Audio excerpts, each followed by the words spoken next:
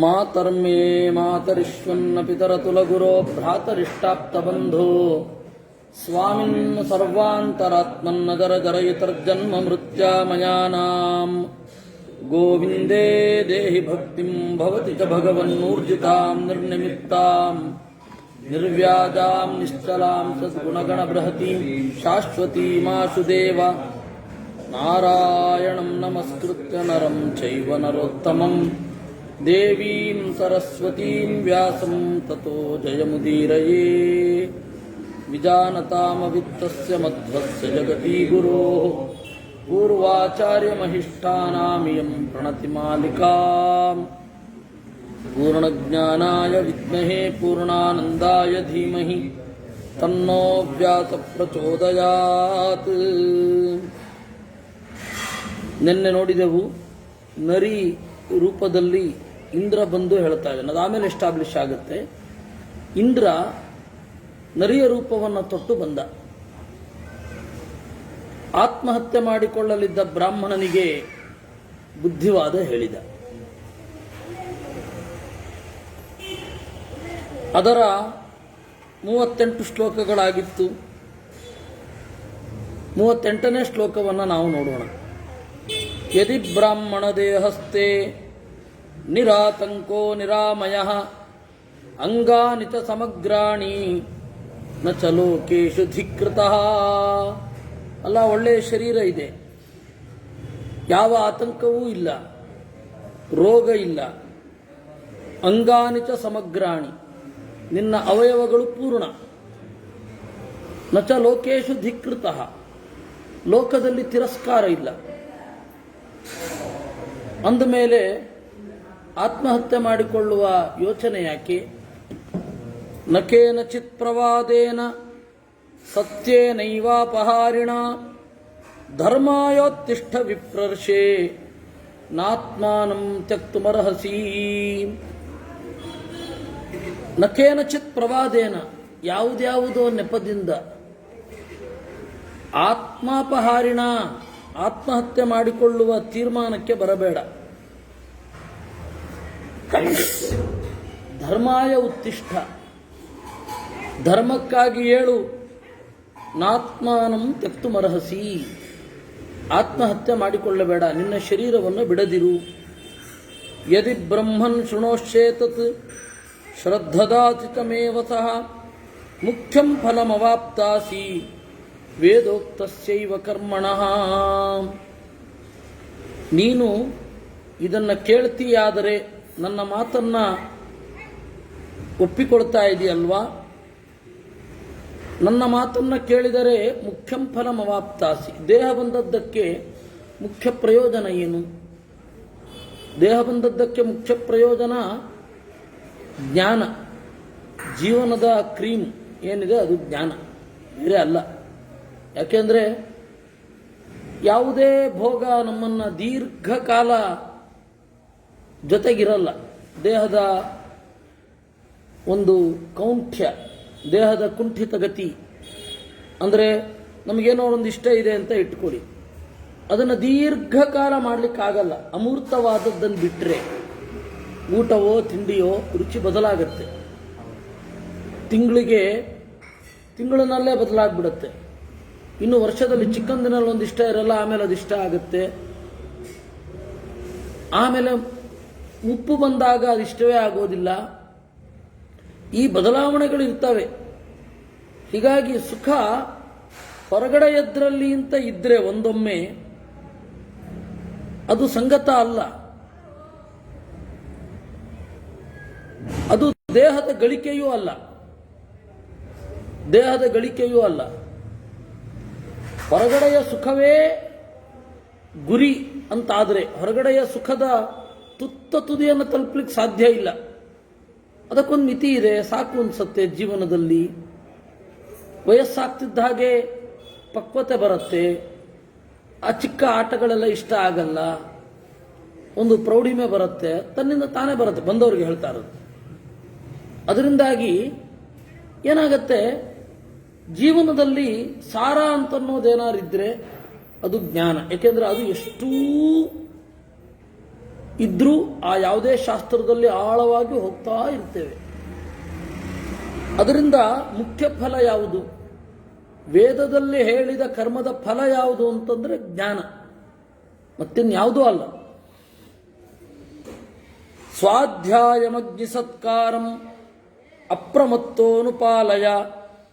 ಸ್ವಾಧ್ಯಾಯ, ಅಗ್ನಿಪೂಜೆ ಮೊದಲಾದವುಗಳನ್ನು ಮೈಮರೆಯದೆ ನಡೆಸು. ಸತ್ಯವನ್ನು, ಇಂದ್ರಿಯ ನಿಗ್ರಹವನ್ನು, ದಾನವನ್ನು ಮಾಡು. ಸ್ಪರ್ಧಿಷ್ಠಾಮಾಚಕ್ಯೇನ ಚಿತ್. ಯಾರೊಡನೆಯೂ ಕಾಂಪಿಟಿಷನ್ ಮೋಡಿನಲ್ಲಿ ಇರಬೇಡ. ಕೆಲವರು ಅಧ್ಯಯನದಲ್ಲಿ ತೊಡಗಿರುತ್ತಾರೆ, ಯಾಜನದಲ್ಲಿ ತೊಡಗಿರುತ್ತಾರೆ. ಅವರು ಈ ತರಹ ಯೋಚನೆಯೇ ಮಾಡಬಾರದು. ನೀವು ಆತ್ಮಹತ್ಯೆ ಮಾಡಿಕೊಂಡವರನ್ನ ನೋಡಿ, ಯಾವುದೋ 1% ಇರುತ್ತೆ, ಇಲ್ಲ ಅನ್ನಲ್ಲ. 90% ಅಧ್ಯಾತ್ಮದಲ್ಲಿರುವವರು ಆತ್ಮಹತ್ಯೆ ಮಾಡಿಕೊಂಡಿಲ್ಲ. 90% ನಾವು ಇದನ್ನು ಖಚಿತವಾಗಿ ಹೇಳಬಹುದು. ಮೊನ್ನೆ ಒಬ್ಬರು ಕೆಲವು ತೀರ ಅಧ್ಯಾತ್ಮದಲ್ಲಿ ಇದ್ದವರು ಆತ್ಮಹತ್ಯೆ ಮಾಡಿಕೊಳ್ಳಿಕ್ಕೆ ಹೊರಟದ್ದನ್ನು ನೋಡಿದ್ದೇವೆ. ಆದರೆ 90% ಇದಾರಲ್ಲ ಜಗತ್ತಿನಲ್ಲಿ ಆತ್ಮಹತ್ಯೆ ಮಾಡಿಕೊಂಡವರು, ಅವರಲ್ಲಿ ಹೆಚ್ಚಿನ ಜನ ನಾಸ್ತಿಕರು, ಅಧ್ಯಯನದಲ್ಲಿ ತೊಡಗದವರು. ಅವರಿಗೆ ಅಶೋಭನಂ ಚ ನಧ್ಯಾಯೇಯು, ಅಶೋಭನ ಅಮಂಗಲವಾದದ್ದನ್ನ ಚಿಂತನೆಯೇ ಮಾಡಲಿಕ್ಕಾಗಲ್ಲ. ಇಚ್ಛಂತಸ್ತೆ ವಿಹಾರಾಯ ಸುಖಂ ಮಹದವಾಪ್ನುಯು ಏನು ಜಾತಾಸ್ಸು ನಕ್ಷತ್ರೇ ಸುಥಿತೌ ಸುಮುಹೂರ್ತಜಾಹ. ಅವರು ವಿಹಾರಕ್ಕಾಗಿ ಇಷ್ಟಪಡ್ತಾರೆ, ಸುಖವಾಗಿರಬೇಕು ಲೋಕದಲ್ಲಿ ಅಂತ. ಆ ಸುಖದ ಬಗ್ಗೆ ಕಲ್ಪನೆಯೇ ಇರೋದಿಲ್ಲ. ನಮ್ಮ ಸಮಸ್ಯೆ ಏನು ಅಂದರೆ, ಸುಖ ಅಂತ ನಾವೇನು ಅನ್ಕೊಂಡಿರ್ತೇವೆ, ಕೆಲವು ದಿವಸಗಳಾದ ಮೇಲೆ ನಾವೇ ಅದನ್ನ ಅಲ್ಲ ಅಂತ ಆ ಪಾಯಿಂಟ್ಗೆ ಹೋದ್ಮೇಲೆ ಅದಲ್ಲ ಅಂತ ಗೊತ್ತಾಗುತ್ತೆ. ಇದು ನಮ್ಮ ಸಮಸ್ಯೆ. ನಮಗೆ ಗೊತ್ತಾಗೋದಿಲ್ಲ. ದೂರದಿಂದ ನೋಡಬೇಕಾದ್ರೆ ಓ ಅದು ಸುಖ, ಅದು ಸುಖ, ಈ ಬೆಟ್ಟ ಕಂಡ ಹಾಗೆ. ನೀವು ದೂರದಲ್ಲಿ ನೋಡ್ತಾ ನೋಡ್ತಾ ಇರುವಾಗ ಬೆಟ್ಟವನ್ನ ಓ ಇನ್ನೇನು ಹತ್ತಿರದಲ್ಲಿದೆ ಅನ್ಕೊಂಡು ಹೋದ್ರೆ ಆ ಪಾಯಿಂಟ್ಗೆ ಹೋದ್ರೆ ಇನ್ನೂ ದೂರ ಇರುತ್ತೆ. ಇದು ಆಗುವಂತಹ ಸಮಸ್ಯೆ. ಅದರಿಂದಾಗಿ ದೂರದಲ್ಲಿ ನಾವು ಒಂದನ್ನ ಗಮ್ಯ ಅಂತ ಅನ್ಕೊಂಡು, ಟಾರ್ಗೆಟ್ ಅನ್ಕೊಂಡು ಹೋದ್ರೆ ಅದು ಇರೋದಿಲ್ವೋ, ಆ ರೀತಿ ಸುಖದ ಬಗೆಗೂ ಕೂಡ ಇಲ್ಲೊಂದಿರತ್ತೆ ಅನ್ಕೊಂಡು ಹೋಗ್ತಾ ಇರ್ತೀವಿ, ಅದಿರಲ್ಲ. ಅಲ್ಲಿಗೆ ಹೋದ್ಮೇಲೆ ಇನ್ನು ಮುಂದಿನದ್ದಿರುತ್ತೆ, ಅಲ್ಲಿಗೆ ಹೋದ್ಮೇಲೆ ಇನ್ನು ಮುಂದಿನದ್ದಿರುತ್ತೆ. ಹೀಗಾಗಿ ನಾವು ಜೀವನದಲ್ಲಿ ಏನೇನು ಸಾಧನೆ ಅಂತ ಅನ್ಕೊಳ್ತೇವಲ್ಲ, ಅದು ಅಲ್ಲಿಗೆ ಮುಗಿಯೋದೇ ಇಲ್ಲ, ಸುಖ ಅಲ್ಲಿಗೆ ಸಿಗೋದು ಇಲ್ಲ. ಇವಾಗ ಉದಾಹರಣೆಗೆ IAS ಅಧಿಕಾರಿ ಆದರೆ ಜೀವನ ಸಾರ್ಥಕ ಅಂತ, ಅದಾದ ಮೇಲೆ ಇನ್ನೇನೋ ಪ್ರಾಬ್ಲಮ್ಗಳಿರುತ್ತೆ. ಸೊ ಅಲ್ಲಿಂದ ಇಲ್ಲಿಗೆ ಹೋದರೆ ಸಾರ್ಥಕ, ಹಾಗೆ ಮುಗಿಯೋದೇ ಇಲ್ಲ. ಕೆಲವರು ಹೀಗಿರ್ತಾರೆ, ವಿಹಾರಾಯ, ವಿಹಾರಕ್ಕಾಗಿ, ವಿಹಾರವೇ ಪರಮ, ಜಗತ್ತಿನಲ್ಲಿ ಈ ಸುಖಭೋಗವೇ ಪರಮ ಅಂತ ಅನ್ನುವವರು ಯಜ್ಞ ವ್ರತಗಳನ್ನೆಲ್ಲ ಬಿಡ್ತಾರೆ. ಅವರಿಗೆ ಯಾಕೆ ಮಾಡ್ತಾ ಇದ್ದೀವಿ ಅನ್ನೋದು ಗೊತ್ತಿರಲ್ಲ, ಮಾಡ್ತಾರೆ. ಅಯ್ಯೋ ಇದೊಂದಿರಲಿ ಅಂತ ಮಾಡ್ತಾರೆ. ಅದಕ್ಕೆ ಜ್ಞಾನ ಅನ್ನೋದು, ಉದ್ದೇಶ ಅನ್ನೋದು ಗೊತ್ತಾಗದಾಗ ಆಸುರೀಂ ಯೋನಿಂ ಸಂಪತ್ತಂತಿ, ಕೆಳಗಡೆ ಬೀಳ್ಲಿಕ್ಕಿರತ್ತೆ. ನೋಡು, ಉದಾಹರಣೆಗೆ ನಾನೇ ಅನ್ನತ್ತೆ ಆ ನರಿ. ಅಹಮಾಸಂ ಪಂಡಿತಕಃ ಹೈತುಕೋ ವೇದ ನಿಂದಕಃ ಆನ್ ವೀಕ್ಷಿಕೀಂ ತರ್ಕ ವಿದ್ಯಾಂ ಅನುರಕ್ತೋ ನಿರರ್ಥಿಕಾಂ. ನಾನು ಒಬ್ಬ ಪಂಡಿತ ಆಗಿದ್ದೆ. ಹೈತುಕಃ, ಒಳ್ಳೆ ಲಾಜಿಷಿಯನ್, ಲಾಜಿಕ್ ಮೇಲ್ ಲಾಜಿಕ್, ಲಾಜಿಕ್ ಮೇಲ್ ಲಾಜಿಕ್. ವೇದ ನಿಂದಕಃ, ಆ ಲಾಜಿಕನ್ನು ಯಾಕೆ ಬಳಸ್ತಾ ಇದ್ದೆ ಅಂದರೆ ವೇದವನ್ನು ನಿಂದನೆ ಮಾಡ್ತಾ ಇದ್ದೆ. ಆನ್ ವೀಕ್ಷಿಕೀಂ ತರ್ಕ ವಿದ್ಯಾಂ, ಅದರಲ್ಲಿಯೇ ತೊಡಗಿ, ಅದು ನಿರರ್ಥಿಕ. ಯಾವ ವಾದ ಯಾವುದು ಕೂಡ ಜೀವನದ ಸತ್ಯದ ಮುಂದೆ ಅದು ಕೈಗೂಡುವುದಿಲ್ಲ. ಇವಾಗ ಒಬ್ಬ ಒಂದು ಸೇಫ್ ಝೋನಲ್ಲಿ ಇರ್ತಾನೆ, ಅವನು ಸೌಹಾರ್ದ, ಬಾಂಧವ್ಯ ಅಂತ 100 ಮಾತನಾಡಬಹುದು. ಭ್ರಾತೃತ್ವ, ಬ್ರದರ್ಹುಡ್ ನಾವು ಒಪ್ಕೊಳ್ಬಹುದು, ಅವರು ಒಪ್ಕೋಬೇಕಲ್ಲ. ವೇದವನ್ನು ನಿಂದನೆ ಮಾಡಲಿಕ್ಕಾಗಿ, ಧರ್ಮವನ್ನು ನಿಂದನೆ ಮಾಡಲಿಕ್ಕಾಗಿ ಏನು ಮಾಡಬಹುದು, ಅವರು ಸರಿ ಇದ್ದಾರೆ ಅಂತ ಅಬ್ರಾಹ್ಮಿಕ್ ರಿಲಿಜನ್ ಕಡೆ ತೋರಿಸಬಹುದು. ಇವನು ಲೆಫ್ಟಿಸ್ಟ್ ಆಗಿರೋ ಬದುಕಿರೋದೇ ಇಲ್ಲಿ ಸನಾತನ ಧರ್ಮ ಇರೋದ್ರಿಂದ. ಅದೇ ಇಲ್ಲ ಅಂದರೆ ಇವನೆಲ್ಲ ಮತ್ತೆ ಅದಕ್ಕೆ ಒಳಗಾಗಬೇಕು ಅನ್ನೋ ಎಚ್ಚರ ಕೂಡ ಇಲ್ಲ ಅವರಿಗೆ. ಅದರಿಂದ ನಿರರ್ಥಿಕ, ಈ ತರಹದ ವಾದಗಳೆಲ್ಲ ವ್ಯರ್ಥ ನಡೀತಾ ಇರುತ್ತೆ. ಇನ್ನು ಅನುರಕ್ತೋ ನಿರರ್ಥಿಕಾಂ, ನಿರರ್ಥವಾದದ್ದರ ಬಗ್ಗೆ ಅನುರಕ್ತ. ಹೇತುವಾದಾನ್ ಪ್ರವದಿತ ವಕ್ತ ಸಂಸತ್ಸು ಹೇತುಮತ್ ಆಕ್ರೋಷ್ಟ ಚಾತಿ ವಕ್ತ ಚ ಬ್ರಹ್ಮವಾಕ್ಯೇಶು ವೈದ್ವಿಜ. ಹೇತುವಾದಾನ್ ಪ್ರವದಿತ, ತರ್ಕಗಳ ಮೇಲೆ ತರ್ಕ. ವಕ್ತ ಸಂಸತ್ಸು ಹೇತುವತ್, ಒಳ್ಳೆ ಸಭೆಗಳಲ್ಲಿ ನನ್ನನ್ನು ಕೂಡಿಸಿ ಶಾಲು ಹಾಕಿದ್ದೇ ಹಾಕಿದ್ದು. ವಕ್ತ ಸಂಸತ್ಸು, ಒಳ್ಳೆ ಸಭೆಗಳಲ್ಲಿ ಕುಳಿತು ನಾನು ನನ್ನ ವಿಚಾರವನ್ನು ಮಂಡಿಸ್ತಾ ಇರ್ತಿದ್ದೆ. ಆಕ್ರೋಷ್ಟಾಚ ಅತಿವಕ್ತಾಚ, ಉತ್ಕಟವಾಗಿ ಕೂಗಿ ಹೇಳ್ತಾ ಇದ್ದೆ. ಏನಂತ? ಬ್ರಹ್ಮವಾಕ್ಯೇಶು, ವೇದದ ಮಾತುಗಳಲ್ಲಿ ತಪ್ಪುಗಳನ್ನು ತೋರಿಸುವಲ್ಲಿ ಗಟ್ಟಿ ಧ್ವನಿ ನನ್ನದು. ನಾಸ್ತಿಕ ಸರ್ವಶಂಕೀಚ ಮೂರ್ಖ ಪಂಡಿತಮಾನಿಕ ತಸ್ಯೇಯಂ ಫಲ ನಿರ್ವೃತ್ತಿ ಸೃಗಾಲತ್ವ ಮಮ ದ್ವಿಜ. ದೇವರನ್ನ ಇಲ್ಲ ಅಂತ ನಾನು ಸಮರ್ಥನೆ ಮಾಡ್ತಾ ಇದ್ದೆ. ನಾಸ್ತಿಕ ಸರ್ವಶಂಕಿ, ಪ್ರತಿಯೊಂದರಲ್ಲಿಯೂ ಕೂಡ ಸಂದೇಹವನ್ನು, ಶಂಕೆಯನ್ನು ವ್ಯಕ್ತಪಡಿಸ್ತಾ ಇದ್ದೆ. ಮೂರ್ಖ, ಪರಮ ಮೂರ್ಖನಾಗಿದ್ದೆ. ಪಂಡಿತಮಾನಿಕ, ನಾನು ಪ್ರಜ್ಞಾವಂತ ಅಂತ ಹೇಳಿ ಭ್ರಮೆ ಇರ್ತಿತ್ತು. ಅದರ ಫಲ ಏನು ಅಂದರೆ ನೋಡು, ನರಿಯಾಗಿ ಹುಟ್ಟಿದ್ದೀನಿ. ಅಪಿಜಾತ್ ತಥಾ ತತ್ ಸ್ಯಾತ್ ಅಹೋರಾತ್ರ ಶತೈರಪಿ ಯದಹಂ ಮಾನುಷೀಂ ಯೋನಿಂ ಸೃಗಾಲ ಪ್ರಾಪ್ನುಯಾಂ ಪುನಃ. ನನಗೆ ಈಗ ಅಯ್ಯೋ ಮತ್ತೆ ಮನುಷ್ಯ ಯೋನಿಯನ್ನು ಹೊಂದಬೇಕು ಅಂತ ಇದೆ. ನಾನೇನಾದರೂ ಹೊಂದಿದರೆ ಸಂತುಷ್ಟಶ್ಚ ಅಪ್ರಮತ್ತಶ್ಚ ಯಜ್ಞದಾನ ತಪೋರತಃ ಜ್ಞೇಯಂ ಜ್ಞಾತಾ ಭವೇಯಂ ವೈ ವರ್ಜ್ಯಂ ವರ್ಜಯಿತಾ ತಥಾ. ಮತ್ತೆ ನನಗೆ ಚಾನ್ಸ್ ಸಿಕ್ಕಿದರೆ, if I get a chance to become human, ಇದ್ರೆ ಸಂತುಷ್ಟಶ್ಚ ಅಪ್ರಮತ್ತಶ್ಚ, ಸಿಕ್ಕಿದ್ರಲ್ಲಿ ತೃಪ್ತಿಯಿಂದ ಇರ್ತೇನೆ. ಇನ್ನೊಮ್ಮೆ ಮೈಮರೆಯೋದಿಲ್ಲ. ಯಜ್ಞದಲ್ಲಿ, ದಾನದಲ್ಲಿ, ತಪಸ್ಸಿನಲ್ಲಿ ರತನಾಗ್ತೇನೆ. ತಿಳಿಯಬೇಕಾದದ್ದನ್ನು ತಿಳಿತೇನೆ, ಬಿಡಬೇಕಾದದ್ದನ್ನು ಬಿಡ್ತೇನೆ. ಮಧ್ವಾಚಾರ್ಯರು ಇದನ್ನು ಬೇಕಾಷ್ಟು ಕಡೆ ಕೋಟ್ ಮಾಡಿದ್ದಾರೆ. ತರ್ಕವಿದ್ಯೆಯನ್ನು ಓದಬಾರದು ಅನ್ನೋದಕ್ಕೆ. ತರ್ಕ ಅಂದರೆ ಎಲ್ಲರೂ ಲಾಜಿಕ್ ಅಂತ ಅಂದ್ಕೊಳ್ತಾರೆ. ಅದು ಒಂದು ಅರ್ಥ ಇದೆ, ಇಲ್ಲ ಅನ್ನಲ್ಲ. ಆದರೆ ತರ್ಕ ಅನ್ನೋದಕ್ಕೆ ಫಿಸಿಕ್ಸ್ ಅಂತ ಅರ್ಥ. ತರ್ಕಶಾಸ್ತ್ರದಲ್ಲಿ ತರ್ಕ್ಯಂತೆ ಪ್ರತಿಪಾದ್ಯಂತೆ ಇತಿ ಪದಾರ್ಥ ತರ್ಕಾ. ತರ್ಕಶಾಸ್ತ್ರ ಅಂದರೆ ಫಿಸಿಕ್ಸ್ ಅಂತ ಅರ್ಥ. ಅದು ಏನ್ಷಂಟ್ ಇಂಡಿಯನ್ ಫಿಸಿಕ್ಸ್. ಅದೇನಾಯಿತು, ಮುಂದುವರಿಯಲಿಲ್ಲ. ಅಲ್ಲಿಯೂ ಮುಂದುವರಿಯಲಿಲ್ಲ, ಇಲ್ಲಿಯೂ ಮುಂದುವರಿಯಲಿಲ್ಲ. ಆದರೆ ಸಾಂಪ್ರದಾಯಿಕರೆಲ್ಲ ಅದು ಓದೋದು ಪುಣ್ಯವಂತಿಕೆ ಅಂದ್ಕೊಂಡಿದ್ದಾರೆ. ಅದು ಭ್ರಮೆ ಅವರು. ಆದರೆ ವಸ್ತುತಃ ಹಾಗಿಲ್ಲ. ಅದನ್ನು ಬಿಟ್ಟಿದ್ರೆ ಬಹಳ ಒಳ್ಳೆಯದು. ಜೀವನದಲ್ಲಿ ಅದನ್ನು ಓದದೆ ಸಂಸ್ಕೃತ ಮಾತ್ರ ಕಲಿತು ರಾಮಾಯಣ, ಮಹಾಭಾರತ, ಭಾಗವತಗಳನ್ನು ಓದೋದು ಬಹಳ ಒಳ್ಳೆಯದು. ಶ್ಲೋಕಗಳನ್ನು ಚಿಂತನೆ ಮಾಡೋದೇನಿದೆ ಅದು ಬಹಳ ಒಳ್ಳೆಯದು. ಭೀಷ್ಮ ತತಸ್ಸ ಮುನಿರುತ್ಥಾಯ ಕಾಶ್ಯಪಸ್ತಮುವಾಚ ಅಹೋ ಬತಾಸಿ ಕುಶಲಃ ಬುದ್ಧಿಮಾನಿತಿ ವಿಸ್ಮಿತಃ. ಆಮೇಲೆ ಆ ಕಾಶ್ಯಪ ಏನು ಮಾಡಿದ? ದಿಗ್ಗನೆ ಎದ್ದ, ಆಶ್ಚರ್ಯದಿಂದ ಯೋಚನೆ ಮಾಡಿದ. ಸಮವೈಕ್ಷತ ತಂ ವಿಪ್ರೋ ಜ್ಞಾನದೀಪ್ತೇನ ಚಕ್ಷುಷ ದದರ್ಶ ಚೈನಂ ದೇವಾನಾಂ ಇಂದ್ರಂ ದೇವಂ ಶತಕ್ರತುಂ. ಆಮೇಲೆ ಅವನಿಗನ್ನಿಸಿತು ನಿಜವಾಗಿಯೂ ಹೀಗಾಗಿರ್ಲಿಕ್ಕಿಲ್ಲ. ಯಾಕೆಂದರೆ ಇಷ್ಟು ಕನ್ಫೆಸ್ ಮಾಡಿಕೊಳ್ಳುವ ಬುದ್ಧಿ ನಿಜವಾಗಿಯೂ ನಾಸ್ತಿಕನಾಗಿದ್ದರೆ ಬರೋಲ್ಲ. ಯಾಕೆಂದರೆ ನಾವು ಓದಿದ ಶಾಸ್ತ್ರವನ್ನು ನಾವೇ ಅಂತ ಅನ್ಕೊಂಡ್ಬಿಡ್ತೀವಿ.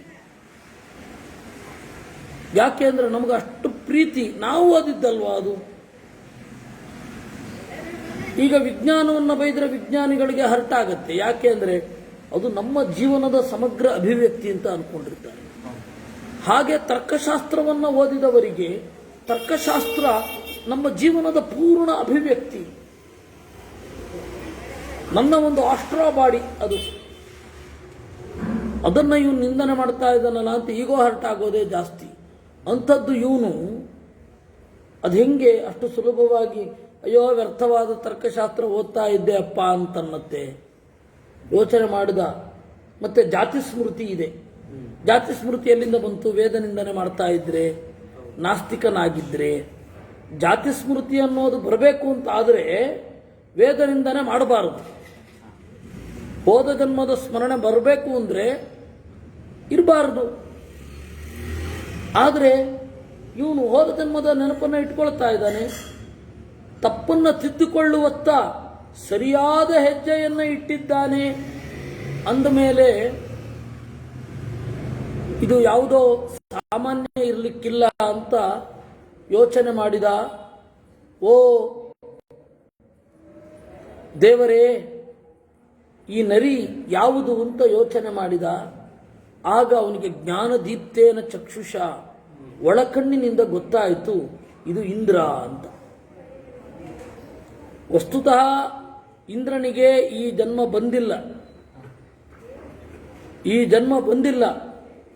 ಈ ತರಹ ಮಾತನಾಡಿದ್ರೆ ಜನ್ಮ ಈ ತರಹ ಬರುತ್ತೆ ಅಂತ ತೋರಿಸಿದ್ದು ಅಷ್ಟೇ. ಅದರಿಂದ ಇಂದ್ರನನ್ನ ತಪ್ಪಾಗಿ ತಿಳ್ಕೊಳ್ಬಾರದು. ಮತ್ತಿನ್ನೊಮ್ಮೆ ಹೇಳ್ತೇನೆ, ನಿಮಗೆಲ್ಲ ಗೊತ್ತಿದೆ, ನೀವು ಯಾರೂ ಮಾಡೋದಿಲ್ಲ. ಆದರೂ ನಾವಿವತ್ತು ಯಮನನ್ನು ನಿಂದನೆ ಮಾಡಿದ್ರಿಂದಾಗಿ ಉಪನಿಷತ್ತಿನ ಜ್ಞಾನ ಕಳ್ಕೊಳ್ತಾ ಇದ್ದೇವೆ. ಯಮನನ್ನು ಜೋಕರ್ ಆಗಿ ತೋರಿಸ್ತೇವೆ ಎಲ್ಲ ಕಡೆ. ಅದರಿಂದಾಗಿ ಹಾಗಲ್ಲ. ಇನ್ನು ಇಂದ್ರನನ್ನ ಬಹಳ ಕೀಳಾಗಿ ಒಳ್ಳೆ ವುಮನೈಸರ್ ಆಗಿ ತೋರಿಸ್ತಾ ಇದ್ದೇವೆ. ಹಾಗಲ್ಲ, ಅವ್ರ ಎತ್ತರ ಬೇರೆ ಇದೆ. ಅವ್ರನ್ನೆಲ್ಲ ನಾವು ಇವತ್ತು ತಪ್ಪಾಗಿ ಬಿಂಬಿಸ್ತಾ ಇದ್ದೇವೆ. ಆದ್ದರಿಂದ ನಮಗೆ ಒಳ್ಳೆ ಜ್ಞಾನ ಬಾದ್ರೆ ಎಲ್ಲಿಂದ ಬರಬೇಕು? ಇಂದ್ರ ಮನೋಭಿಮಾನಿ, ವರುಣ ಧ್ಯಾನಮಾನಿ, ಯಮ ಅವರೆಲ್ಲ ಅರಿವನ್ನು ಕೊಡುವವರು, ದಿಗ್ದೇವತೆಗಳವರೆಲ್ಲ. ನಿಮಗೆ ಈ ಪ್ರೇತ ಸಂಸ್ಕಾರ ಸೂಕ್ತಗಳು ಒಂದಿಷ್ಟು ಇವೆ ವೇದದಲ್ಲಿ. ಯಮನನ್ನ ಕುರಿತಾದ ಸೂಕ್ತ, ಯಮನನ್ನ ಕುರಿತಾದ ಋಕ್ಕುಗಳೇ ಬಹಳ ಇರೋದು. ಪುರೋಹಿತರು ಮಂತ್ರ ಹೇಳಿದ್ರೇನಂತೆ, ಬದುಕಿರುವಾಗ ನಮಗೆ ಅದರ ಬಗ್ಗೆ ಪ್ರೀತಿ ಇಲ್ಲದೆ ಹೋದರೆ, ಗೌರವ ಇಲ್ಲದೆ ಹೋದರೆ ಆ ಮಂತ್ರ ಹೇಳಿ ಏನು ಪ್ರಯೋಜನ? ಅದರಿಂದ ಈ ದೇವತೆಗಳನ್ನು ಅವಮಾನ ಮಾಡಬಾರದು. ಅವರ ಸ್ವರೂಪವನ್ನು ತಿಳ್ಕೊಳ್ಬೇಕು. ಪುರಾಣದಲ್ಲಿಯೂ ನಾವು ಅಂದ್ಕೊಂಡ ಹಾಗಿಲ್ಲ. ಪುರಾಣದಲ್ಲಿ ನಾವು ಅಂದ್ಕೊಂಡ ಹಾಗಿಲ್ಲ. ನೀವು ಪುರಾಣದ ಶ್ಲೋಕಗಳನ್ನು ಓದಿದ್ರೆ ಅದು ಗೊತ್ತಾಗುತ್ತೆ. ಅದು ಬೇರೆ ತರಹ ಇದೆ ಅದು. ಅದರಿಂದ ಓ ಇಂದ್ರ ಅಂತ ಗೊತ್ತಾಯ್ತು. ನೋಡಿ, ಜ್ಞಾನ ಬಂತು. ಅದಕ್ಕೆ ನನಗೇನೇ ಅದಿದೆ ಎಂದ. ನೋಡು, ನಾನು ವೇದವನ್ನು ನಿಂದನೆ ಮಾಡಿ ಈ ರೀತಿ ನರಿಯಾಗಿದ್ದೇನೆ ಎಂದ. ಅದರ ಅರ್ಥ ಅವನು ನರಿಯಾಗಿದ್ದಾನೆ ಅಂತ ಅರ್ಥ ಅಲ್ಲ. ನೀವು ಯಾರೂ ಆ ರೀತಿ ಮಾಡಬೇಡಿ, ನೀನು ಆ ರೀತಿ ಮಾಡಬೇಡಿ. ಯಾಕೆಂದರೆ ಆತ್ಮಹತ್ಯೆ ಅನ್ನೋದು ದೇವರು ಕೊಟ್ಟ ಕೊಡುಗೆಯನ್ನು ಪಟಕನ್ನು ಬಿಸಾಡ್ಬಿಟ್ಟು ಹಾಕಲ್ವಾ? ಅದು ಸಾವಿಗಾಗಿ ಹಂಬಲಿಸಬಾರದು, ಹಾಗೂ ಬದುಕಿಗಾಗಿಯೂ ಹಂಬಲಿಸಬಾರದು. ದೇವರು ಇಟ್ಟಷ್ಟು ದಿವಸ ಇರ್ತೇನೆ ಅನ್ಬೇಕು. ಅಯ್ಯೋ ಸಾವು ಬರಲಿ ಬೇಗ ಅಂತನೂ ಅನ್ಕೊಳ್ಬಾರದು. ಅಯ್ಯೋ ಇನ್ನೂ ಬದುಕಬೇಕು ಅಂತನೂ ಅನ್ಕೊಳ್ಬಾರದು. ತಟಸ್ಥವಾಗಿ ಇರಬೇಕು. ತತಃ ಸಂಪೂಜಯಾಮಾಸ ಕಾಶ್ಯಪೋ ಹರಿವಾಹನಂ. ಹೀಗೆ ಗೊತ್ತಾದ ಮೇಲೆ ಇಂದ್ರನನ್ನು ಪೂಜಿಸಿದ. ಅವನ ಅನುಮತಿಯನ್ನು ಪಡೆದು ಅನುಜ್ಞಾತಸ್ತುತೇನಾಥ ಪ್ರವಿವೇಶ ಸ್ವಮಾಶ್ರಮಂ. ತನ್ನ ಆಶ್ರಮಕ್ಕೆ ತೆರಳಿದ. ಇಲ್ಲಿಗೆ ಮೋಕ್ಷಧರ್ಮ ಪರ್ವದಲ್ಲಿ ಸುಮಾರು 20ನೇ ಅಧ್ಯಾಯ ಆಯಿತು. ಯುಧಿಷ್ಠಿರ ಯದ್ಯಸ್ತಿ ದತ್ತಮಿಷ್ಟಂ ವಾ ತಪಸ್ತಪ್ತಂ ಕೃತಂ ತಥಾ ಗುರುಣಾಂ ಚಾಪಿ ಶುಶ್ರೂಷಾ ತನ್ಮೇ ಬ್ರೂಹಿ ಪಿತಾಮಹ. ಅದಕ್ಕೆ ಭೀಷ್ಮ ಯುಧಿಷ್ಠಿರ ಹೇಳಿದ, ಅಜ್ಜ ಗೊತ್ತಾಯಿತು, ಜ್ಞಾನ ಯಾರಿಗೆ ಬರುತ್ತೆ ಅಂದರೆ ಯಾರಿಗೆ ಪುಣ್ಯ ಇರುತ್ತೋ ಅವ್ರಿಗೆ ಜ್ಞಾನ ಬರುತ್ತೆ. ಪುಣ್ಯ ಅಂದರೆ ಮನಸ್ಸಿನ ಒಂದು ಕ್ಲಿಯರೆನ್ಸ್. ಪುಣ್ಯ ಅಂದರೆ ಅದೊಂದು ಏನೋ ಮೂಟೆ ತರಹ ಭೌತಿಕ ಪದಾರ್ಥ ಇದೆ ಅಂತ ಅಂದ್ಕೊಳ್ಬೇಡಿ. ಅದಕ್ಕೊಂದು ಫಿಸಿಕಲ್ ಎಕ್ಸಿಸ್ಟೆನ್ಸ್ ಇಲ್ಲ. ಮತ್ತು ಪಾಪ ಅಂದ್ರೇನು? ಅಜ್ಞಾನ ಮೊದಲಾದವುಗಳೇ ಪಾಪ. ಪುಣ್ಯ ಅಂದ್ರೇನು? ಜ್ಞಾನ, ಯಾವುದು ಒಳ್ಳೆಯದು ಅನ್ನುವ ವಿವೇಕ, ಅದೇ ಪುಣ್ಯ. ಮನಸ್ಸಿನ ಒಂದು ಭಾಗ. ಮಧ್ವಾಚಾರ್ಯರ ಅನುವ್ಯಾಖ್ಯಾನದಲ್ಲಿ ಇದನ್ನು ನಿರೂಪಣೆ ಮಾಡಿದ್ದಾರೆ. ಇನ್ನೇನೋ ಅಲ್ಲ. ಪಾಪದ ಮೂಟೆ ಅಂದರೆ ಏನೇನೋ ಅನ್ಕೊಂಡ್ಬಿಡ್ಬೇಡಿ, ಬಹಳ ಅಜ್ಞಾನ ಇದೆ ಅಂತ ಅಷ್ಟೇ ಅರ್ಥ. ಪಾಪ ಅನ್ನೋದು ಜ್ಞಾನ ಪ್ರತಿಬಂಧಕ. ಪುಣ್ಯ ಅನ್ನೋದು ಜ್ಞಾನಕ್ಕೆ ಅನುಕೂಲ ಸಾಧನ ಅದು. ಹೀಗಾಗಿ ಅವನು ಪುಣ್ಯವಂತ ಅಂದ್ರೇನು? ಓ, ಜ್ಞಾನ ಅವನಿಗೆ ಬರಲಿಕ್ಕೆ ಅವನಿಗೆ ಯೋಗ್ಯತೆ ಇದೆ ಅಂತ ಅಷ್ಟೇ ಅರ್ಥ, ವಿನಃ ಬೇರೆ ಅಲ್ಲ. ಜ್ಞಾನಕ್ಕೆ ಯಾರು ತೆರ್ಕೊಂಡಿದ್ದಾರೆ ಅವರಿಗೆ ಪುಣ್ಯ ಇದೆ, ಯಾರು ಜ್ಞಾನಕ್ಕೆ ಮುಚ್ಕೊಂಡಿದ್ದಾರೆ ಅವ್ರಿಗೆ ಪಾಪ ಇದೆ ಅಷ್ಟೆ.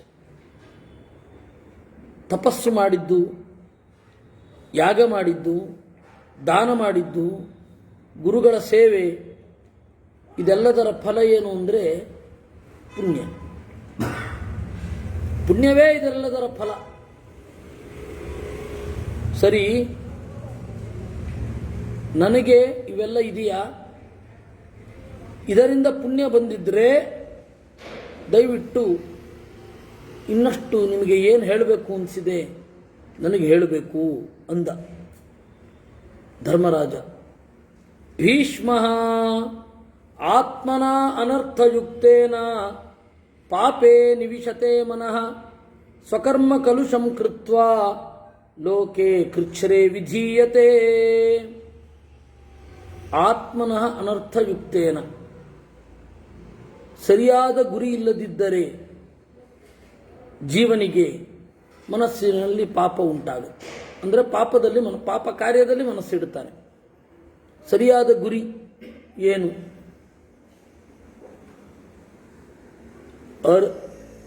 ಜ್ಞಾನಪೂರ್ವಕವಾಗಿ ದೇವರೆಡೆಗೆ ಸಾಗುವುದು ಜೀವನದ ಗುರಿ.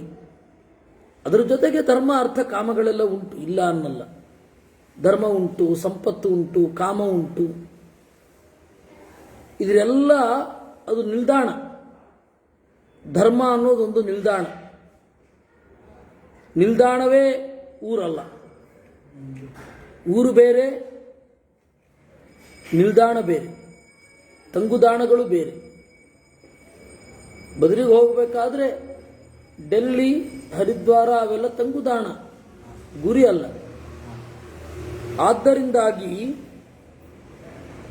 ಅನರ್ಥ,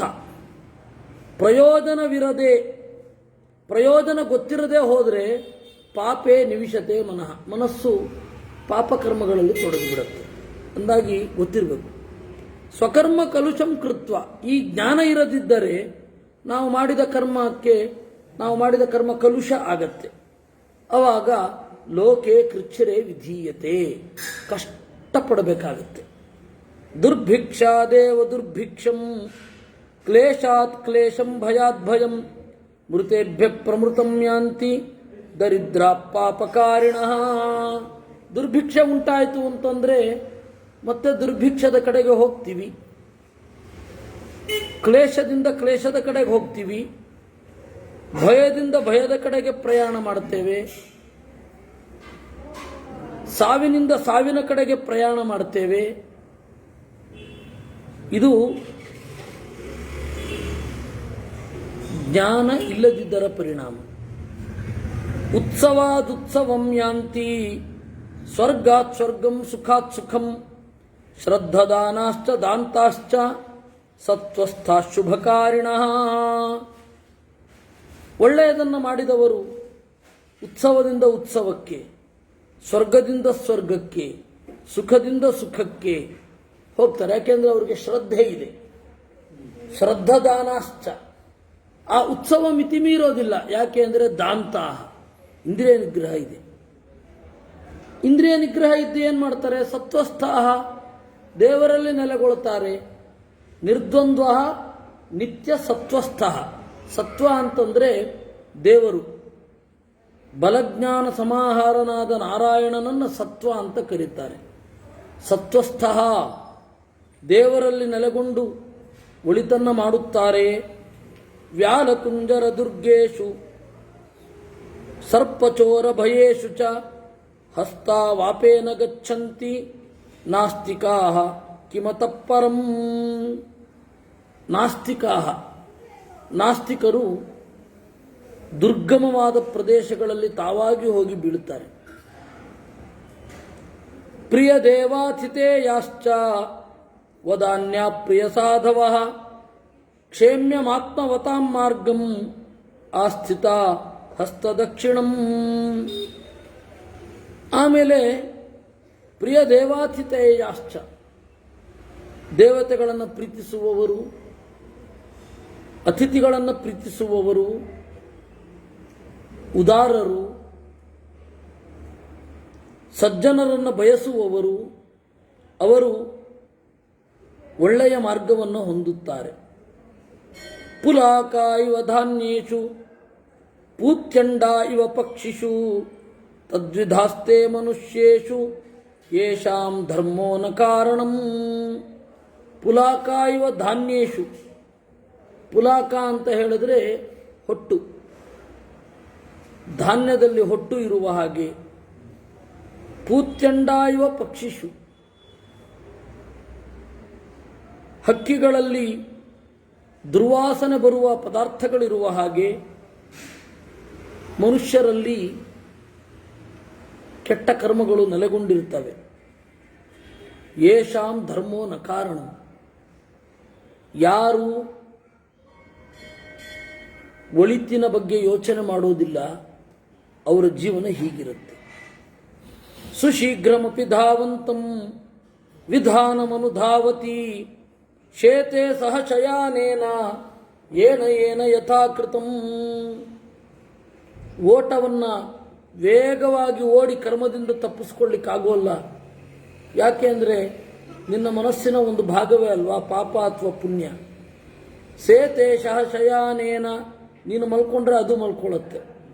ಉಪತಿಷ್ಠತಿ ತಿಷ್ಠಂತಂ ಗಚ್ಚಂತಮನುಗಚ್ಚತಿ ಕರೋತಿ ಕುರುವತ ಕರ್ಮ ಛಾಯೇವಾನು ವಿಧೀಯತೆ.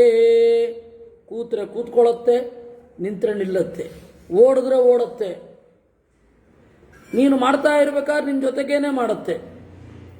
ಕರ್ಮ ಅನ್ನೋದು ಬಿಡೋದಿಲ್ಲ, ಅವರವ್ರದ್ದು ಅವರವರೇ ಅನುಭವಿಸ್ತಾರೆ. ಇಲ್ಲಿ ಮಣ್ಣೆರಚಬಹುದು ಸುಲಭವಾಗಿ ತಪ್ಪಿಸಿಕೊಂಡೇ ಅಂತ. ಆದರೆ ಅದು ಅಂತಿಮವಾಗಿ ತಪ್ಪಿಸಿಕೊಳ್ಳಿಕ್ಕಾಗಲ್ಲ. ಏನ ಏನ ಯಥಾ ಯದ್ಯತ್ ಪುರಾ ಕರ್ಮ ತಮಾರ್ಜಿತಂ ತತ್ತದೇವ ನರೋ ಭುಂಕ್ತೆ ನಿತ್ಯಂ ವಿಹಿತಮಾತ್ಮನ.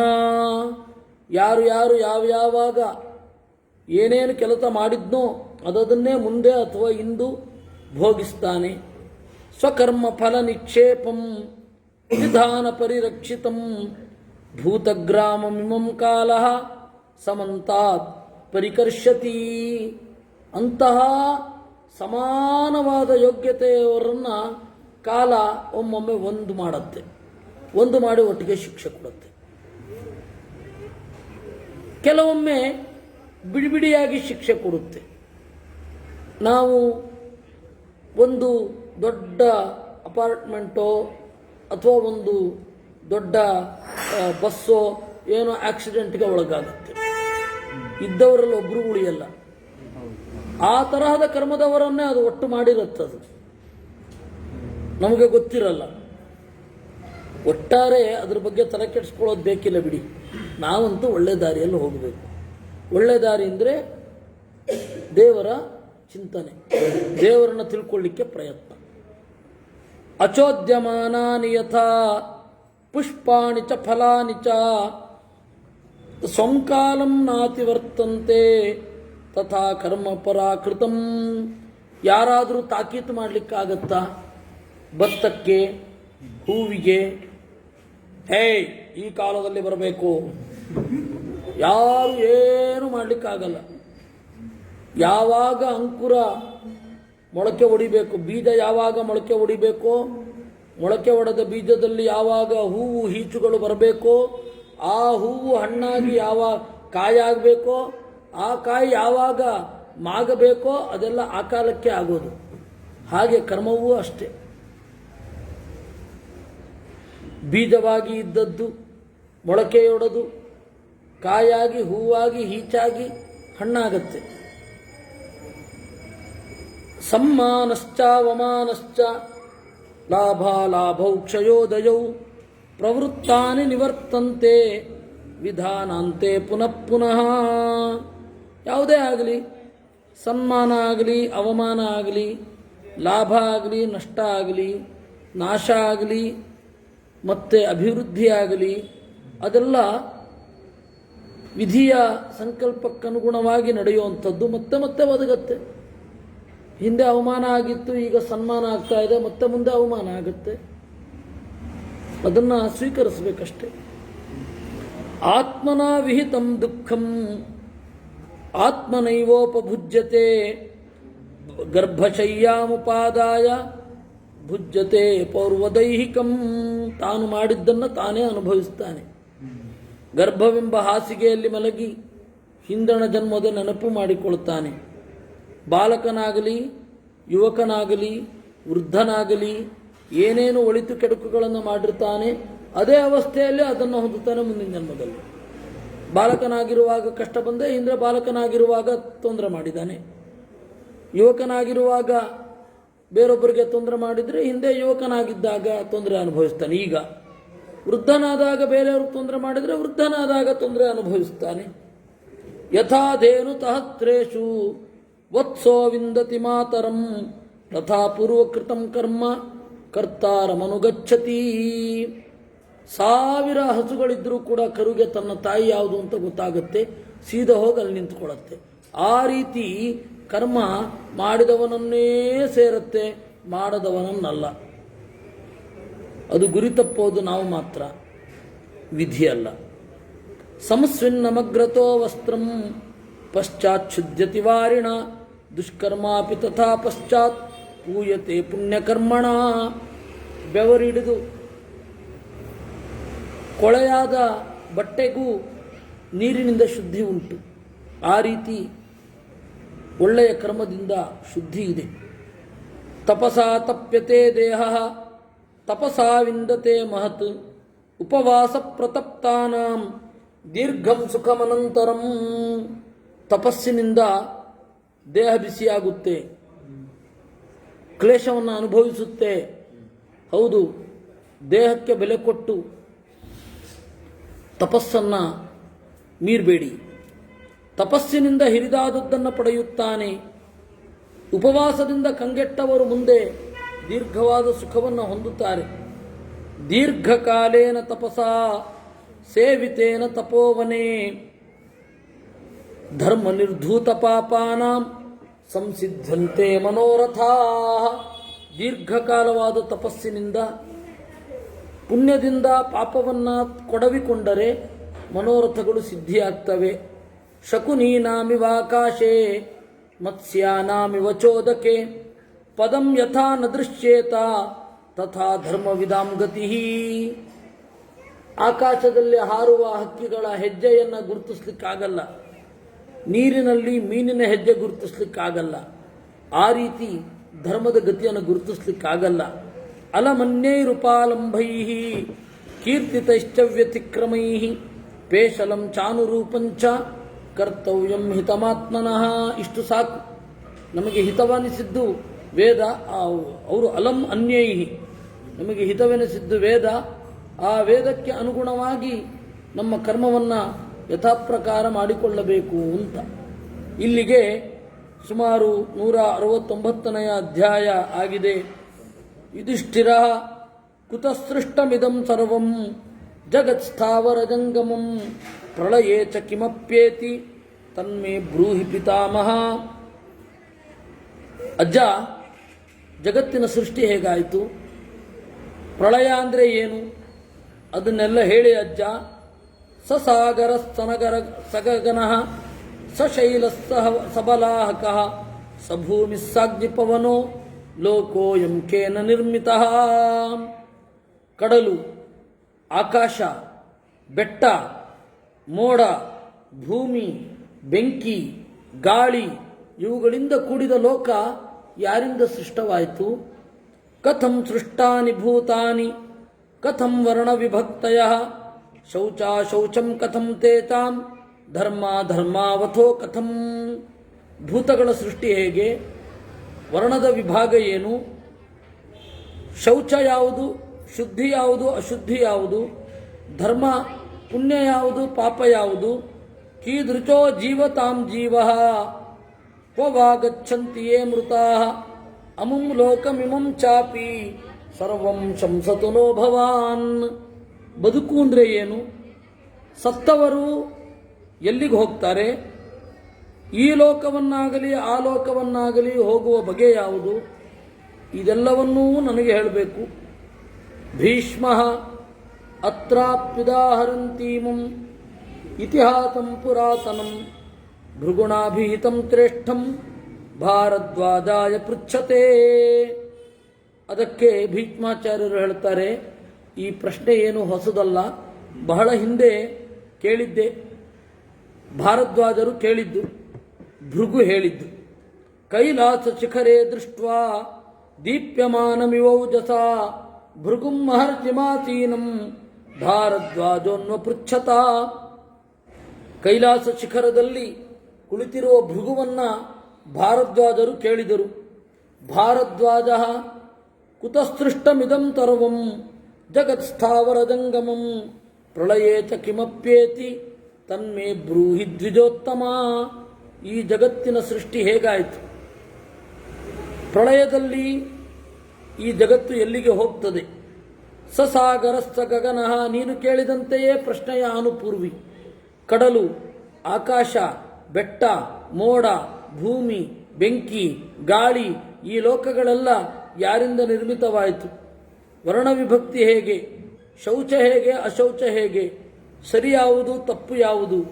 ಬದುಕು ಅಂದರೆ ಏನು? ಸತ್ತವರು ಎಲ್ಲಿಗೆ ಹೋಗ್ತಾರೆ? ಈ ಲೋಕ ಮತ್ತು ಆ ಲೋಕ ಇದರೆಲ್ಲದರ ಬಗ್ಗೆ ಹೇಳು. ಭೀಷ್ಮ ಏವಂತ ಭಗವಾನ್ ಪೃಷ್ಟಃ ಭಾರದ್ವಾಜೇನ ತಂಚಯಂ ಬ್ರಹ್ಮರತಿರ್ಬ್ರಹ್ಮತಂಕಾತಃ ಸರ್ವಂ ತಸ್ಮೈ ತಥೋಬ್ರವೀತ್. ಆಗ ಭೃಗು ಉತ್ತರ ಕೊಡಲಿಕ್ಕೆ ಶುರು ಮಾಡಿದ. ಭೃಗು ನಾರಾಯಣೋ ಜಗನ್ಮೂರ್ತಿ ಅಂತರಾತ್ಮ ಸನಾತನಃ ಕೂಟಸ್ಥೋಕ್ಷರ ಅವ್ಯಕ್ತೋ ನಿರ್ಲೇಪೋ ವ್ಯಾಪಕ ಪ್ರಭು. ಜಗತ್ತಿನ ಒಳಗಡೆ ಗುಟ್ಟಾಗಿ ಇರುವ ಒಬ್ಬ ಇದ್ದಾನೆ, ಅವನನ್ನು ಅಂತರಾತ್ಮ, ಅಂತರ್ಯಾಮಿ ಅಂತ ಕರೀತಾರೆ. ಅವನನ್ನು ವೇದ ಪ್ರತಿಪಾದನೆ ಮಾಡ್ತಾ ಇದೆ ಸನಾತನಃ. ಅವನ ಹೆಸರು ನಾರಾಯಣ. ಅವನು ಕೂಟಸ್ಥ, ನಿರ್ವಿಕಾರ, ಅಕ್ಷರ ನಾಶ ಇಲ್ಲ, ಅವ್ಯಕ್ತ ಸುಲಭವಾಗಿ ಕಾಣೋದಿಲ್ಲ, ನಿರ್ಲೇಪ ಪಾಪ ಪುಣ್ಯಗಳ ಲೇಪ ಇಲ್ಲ, ವ್ಯಾಪಕ ಎಲ್ಲೆಡೆ ಇದ್ದಾನೆ, ಪ್ರಕೃತೆ ಪರತೋ ನಿತ್ಯಂ ಇಂದ್ರಿಯೈರಪ್ಯಗೋಚರ ಸಸ್ಯಸೃಕ್ಷುಸಹಸ್ರಾಂಚಾತ್ ವ್ಯಸೃಜತ್ ಪುರುಷಂ ಪ್ರಭು. ಅವನು ಇಂದ್ರಿಯಗಳಿಗೂ ಗೋಚರನಲ್ಲ, ಪ್ರಕೃತಿಯ ಆಚೆ ಇದ್ದಾನೆ. ಜಗತ್ತನ್ನು ಸೃಷ್ಟಿ ಮಾಡಬೇಕು ಅಂತ ಅನ್ನಿಸಿತು. ಆಗ ಅವನು ಒಬ್ಬ ಪುರುಷನನ್ನು ಸೃಷ್ಟಿ ಮಾಡಿದ. ಮಾನತೋ ನಾಮ ವಿಖ್ಯಾತಃ ಶ್ರುತಪೂರ್ವೋ ಮಹರ್ಷಿಭಿಃ ಅನಾದಿನಿಧನೋ ದೇವಃ ತಥಾ ಭೇದ್ಯೋ ಜರಾಮರಃ. ಆ ನಾರಾಯಣನಿಂದ ಬಂದವ ಇನ್ನೊಬ್ಬ ವಿಷ್ಣು ಅಂತ.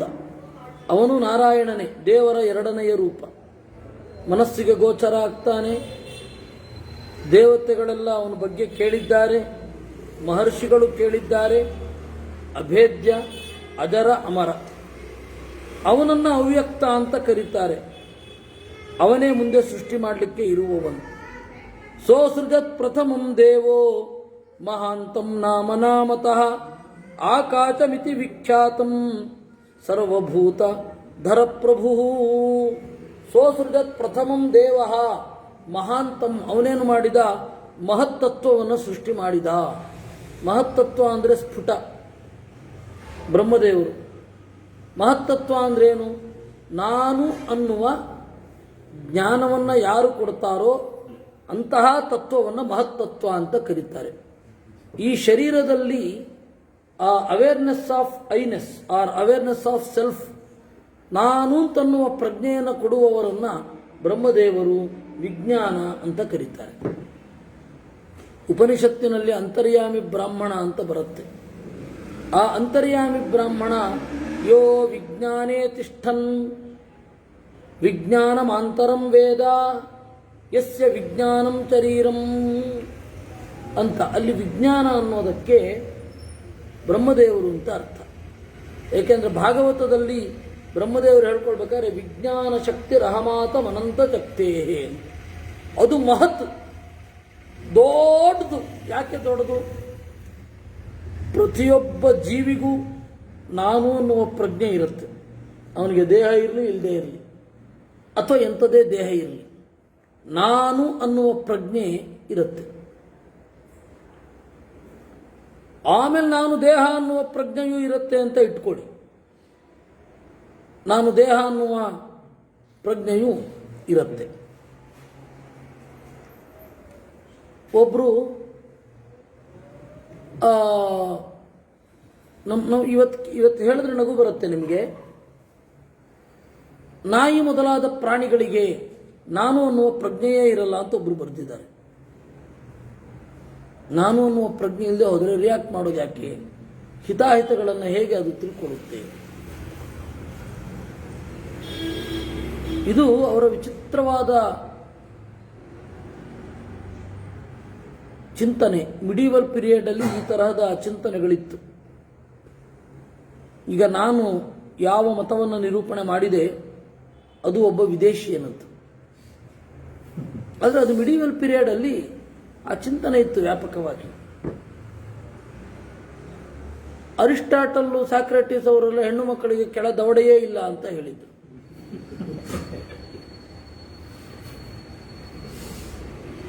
ಅದು ಯಾಕೆ ಹಂಗೆ ಹೇಳಿದ್ರು ದೇವರಿಗೆ ಗೊತ್ತು.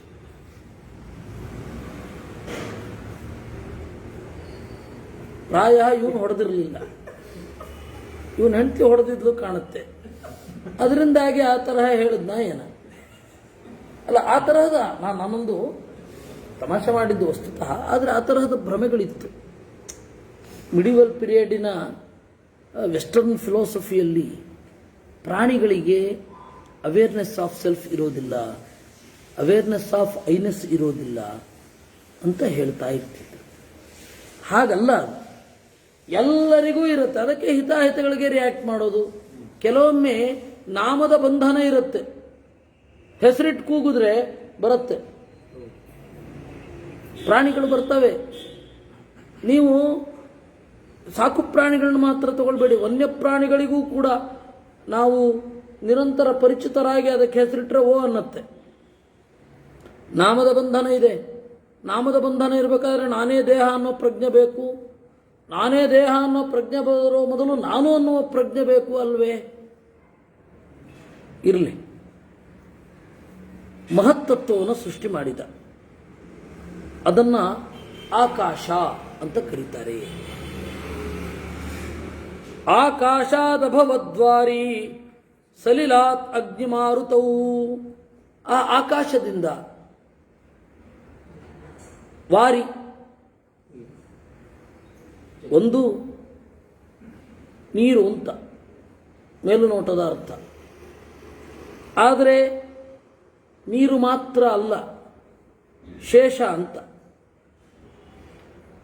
ಸಲಿಲ ಶೇಷ ಅಂತ ಇಟ್ಕೊಂಡಾಗ ಸದಾಶಿವನನ್ನು ಇಟ್ಕೊಳ್ಬಹುದು.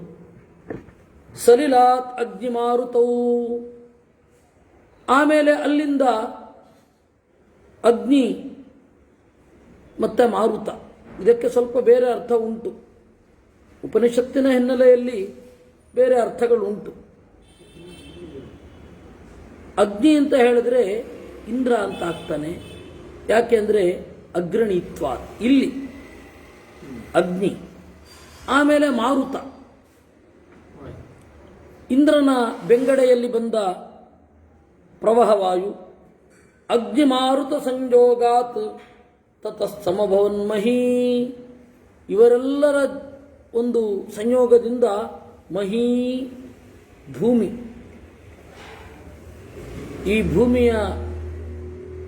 ಭೂಮಿಯನ್ನು ಅಭಿಮಾನಿಸುವ ಬೇರೆ ಬೇರೆ ತತ್ವಗಳ ಸೃಷ್ಟಿ. ತತ್ತೇಜೋಮಯಂ ದಿವ್ಯಂ ಪದ್ಮಂ ಸೃಷ್ಟಂ ಸ್ವಯಂಭುವ ತಸ್ಮಾತ್ ಪದ್ಮಾತ್ ಸಮಭವತ್ ಬ್ರಹ್ಮ ವೇದಮಯೋ ನಿಧಿ.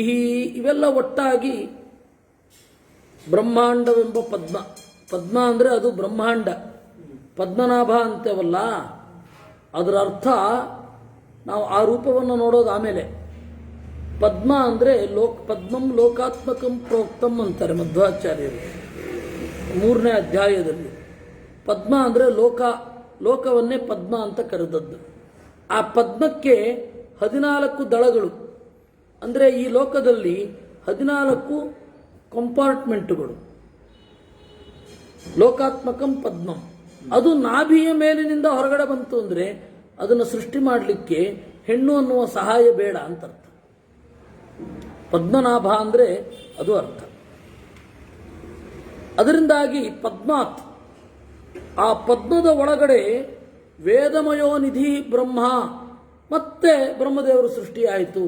ಹೀಗಾಗಿ ಬ್ರಹ್ಮಾಂಡದ ಹೊರಗಡೆ, ಆಮೇಲೆ ಬ್ರಹ್ಮಾಂಡದ ಒಳಗಡೆ.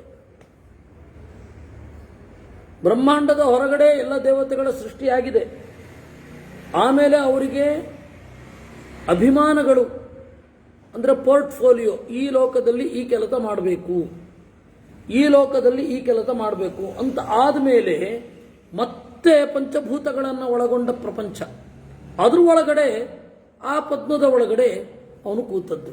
ಗೊತ್ತಾಯ್ತಾ? ಈಗ ಬ್ರಹ್ಮ ತಾವರೆಯ ಮೇಲೆ ಕೂತಿರ್ತಾನೆ ಅಂದರೆ ಬ್ರಹ್ಮಾಂಡದ ನಟ್ಟ ನಡುವೆ ಇದ್ದಾನೆ ಅಂತ ಅರ್ಥ. ಅವನನ್ನು ಕೇಂದ್ರೀಕರಿಸಿಕೊಂಡು ಇಡೀ ಜಗತ್ತು ಇದೆ, ಹಾಗರ್ಥ. ಅದರಿಂದ ನೀವು ಪದ್ಮನಾಭ ಅನ್ನೋದನ್ನು ಗುಣ ಅಂತ ಚಿಂತನೆ ಮಾಡಿದರೆ ದೇವರಿಗೆ ಸೃಷ್ಟಿ ಮಾಡಲಿಕ್ಕೆ ಇನ್ನೊಬ್ಬರು ಬೇಡ. ಈ ಗುಣ ಆಕಾರವಾಗಿ ಬದಲಾವಣೆಯಾದಾಗ ಈ ಪ್ರತಿಮೆಗಳಲ್ಲಿ ಕಂಡಂತೆ ಇರುತ್ತೆ. ಈಗ ನೀವು ಅನಂತ ಪದ್ಮನಾಭನನ್ನು ನೋಡ್ತೀರ, ಎಲ್ಲ ಅನಂತ ಪದ್ಮನಾಭಗಳಿಗೆ ಅವನು ಹೀಗೆ ಮಲಗೇ ಇರಲ್ಲ, ನಿಂತದ್ದು ಇದೆ, ಕೂತದ್ದು ಇದೆ. ಹಾಗಾದ್ರೆ ಅವರು ಅನಂತ ಪದ್ಮನಾಭ ಅಲ್ವಾ? ನಮ್ಮ ಪ್ರಕಾರ ಮಲ್ಕೊಂಡಿರ್ಬೇಕು. ಆ ಮಲ್ಕೊಂಡಿದ್ದದ್ದು ಹೊಕ್ಕಳೊಳಗಡೆಯಿಂದ ತಾವರೆ ಬಂದಿರಬೇಕು ಅಂತ. ಆ ರೂಪ ಇಲ್ಲ ಅಂತಲ್ಲ ನಾನು ಹೇಳ್ತಾ ಇರೋದು, ಅದಿದೆ. ಅದನ್ನು ಮೊದಲು ಗುಣಾತ್ಮಕವಾಗಿ ಅನಂತ ಪದ್ಮನಾಭತ್ವ ಅನ್ನೋ ದೇವರ ಗುಣ. ಪದ್ಮ ಅನ್ನೋದು ಲೋಕ. ಆ ಲೋಕ ದೇವರು ಲೋಕವನ್ನು ಸೃಷ್ಟಿ ಮಾಡುವಾಗ ಲಕ್ಷ್ಮೀದೇವಿಯ ಸಹಾಯವೂ ಬೇಡ, ಹಾಗೆಯೇ ಸೃಷ್ಟಿ ಮಾಡ್ತಾನೆ. ನಿರಪೇಕ್ಷವಾದ ಸೃಷ್ಟಿ, ಇದು ಗುಣ. ಈ ಗುಣವನ್ನು ಗಟ್ಟಿ ಮಾಡ್ಕೊಳ್ತಾ ಇದ್ದಾಗೆ ಆ ಗುಣದ ಚಿಂತನೆ ಒಂದು ಆಕಾರ ಬರುತ್ತಲ್ಲ, ಅದು ಪದ್ಮನಾಭವಾಗೇ ಇರುತ್ತೆ. ಇದು ಇನ್ನೂ ಕೂಡ ನೀವು ಯೋಚನೆ ಮಾಡಬೇಕಾದದ್ದು. ಇರಲಿ, ಇಷ್ಟು ಇವಾಗ ಇಲ್ಲಿಗೆ ಮುಟ್ಟಿರೋಣ. ಅದರಿಂದಾಗಿ ಅನಂತ ಒಳಗಡೆ ಇದ್ದವನು ಬ್ರಹ್ಮ. ಆಮೇಲೆ ಅಹಂಕಾರದ ಸೃಷ್ಟಿ. ಆ ಅಹಂಕಾರದ ಸೃಷ್ಟಿಯನ್ನು ನಾಳೆ ನೋಡೋಣ. ಇದು ಇಲ್ಲಿಂದ ಬಹಳ ಗಂಭೀರವಾದ ವಿಚಾರಗಳು ಶುರು ಆಗತ್ತೆ. ಬಹಳ ವಿಚಿತ್ರವಾದ ವಿಚಾರಗಳೆಲ್ಲ ನಮ್ಮನ್ನು ಎದುರುಗೊಳ್ತವೆ. ಅದೆಲ್ಲವನ್ನು ನಾಳೆಯಿಂದ ನೋಡೋಣ. ನಾಳೆ ಶುಕ್ರವಾರ ಅಲ್ವಾ? ಕೃಷ್ಣ